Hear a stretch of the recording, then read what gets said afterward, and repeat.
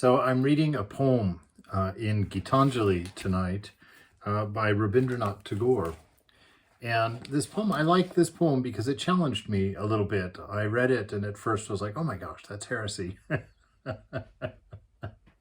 And so I had to think about how could what he's saying be true in light of what I've heard from almost every other spiritual guide in my life about renunciation, that renunciation is key to realization, that we have to push away the unreal in order to be able to realize or even become aware of the real within us, that one unchanging center of ourself.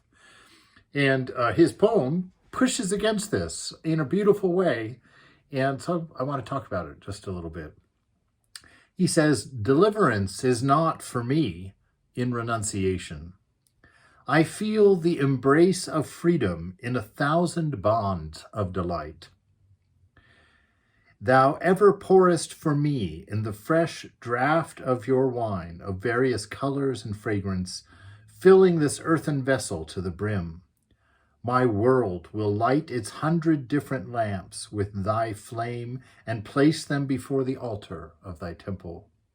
No, I will never shut the doors of my senses. The delights of sight and hearing and touch will bear thy delight.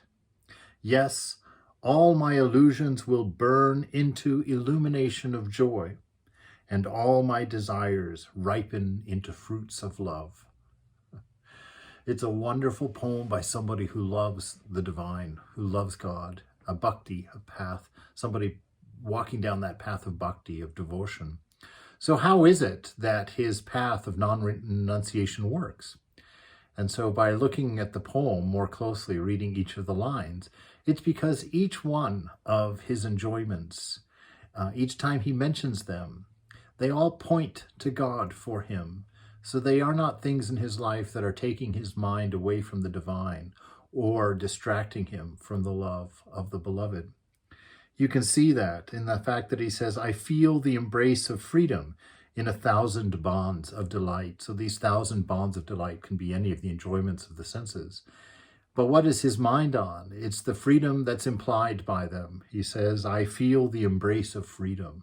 So that's his major mindset, is that in these multitude of pleasures, he's thinking of the freedom that they point to that remains only in the divine.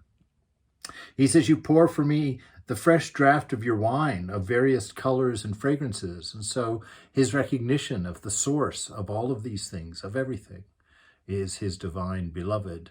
And so again, it draws his mind back to the presence of his beloved. Thy wine of various colors and fragrance, filling this earthen vessel to the brim, my world will light its 100 different lamps with your flame and place them before the altar of your temple.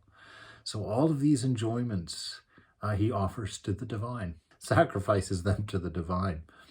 You know, it's like there was a man named Girish Ghosh who was kind of a bohemian playwright in Calcutta around the turn of the century. And he was a disciple of Sri Ramakrishna, a beautiful guru. And, you know, whenever he would drink his wine, he was an alcoholic, actually. And Ramakrishna never told him to stop drinking, because what alcoholic doesn't know that he really needs to stop drinking?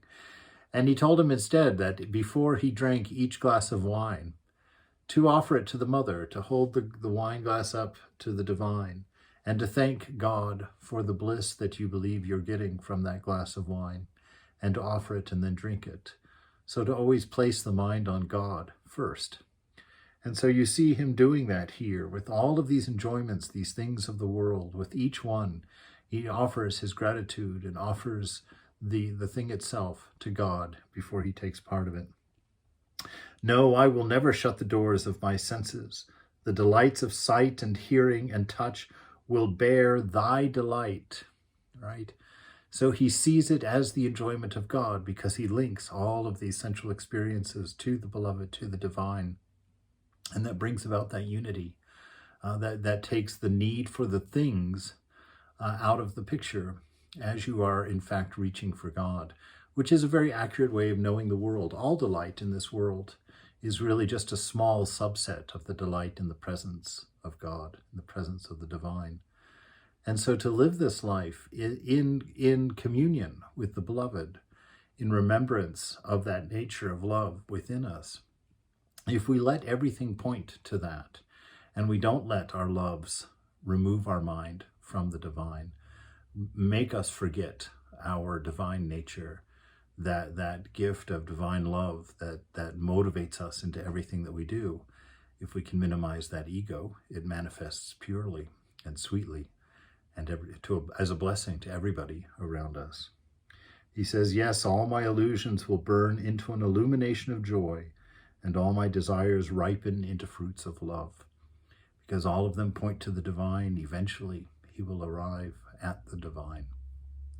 So this beautiful poem by Rabindranath here on accepting the world, on enjoying the world, but never forgetting the divine that it's pointing at.